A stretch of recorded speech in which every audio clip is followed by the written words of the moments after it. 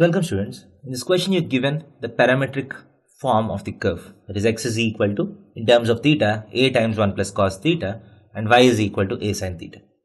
The normal at theta passes through which of these points? So to find the normal at theta, we know the point theta, which is a times 1 plus cos theta, comma a sin theta. So to find the normal, we need to find the slope of the normal. So first let us find dy by dx, which is the slope of the tangent. So dy by dx is nothing but dy by d theta by dx by d theta. That is equal to dy by d theta is a cos theta. Dx by d theta is minus a sin theta. Minus a sin theta. That is equal to minus of cos theta by sin theta. Now this is the slope of the tangent. So what is the slope of normal?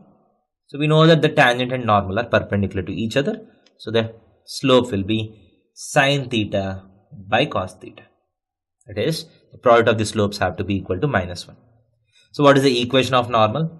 Y minus y1 is equal to slope times x minus a times 1 plus cos theta.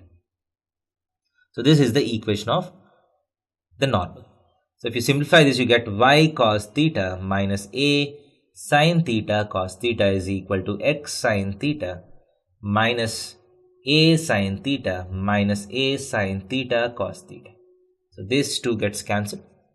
This implies x sin theta minus y cos theta is equal to a sin theta. So this is the equation of the normal. As you can very clearly see, the point a comma 0 always satisfies this equation. So for whatever value of theta, whatever the value of theta is, if you put x is equal to a and y is equal to 0, you always get a sin theta is equal to a sin theta. That means a comma 0 always satisfies this equation, hence the normal always passes through a comma 0.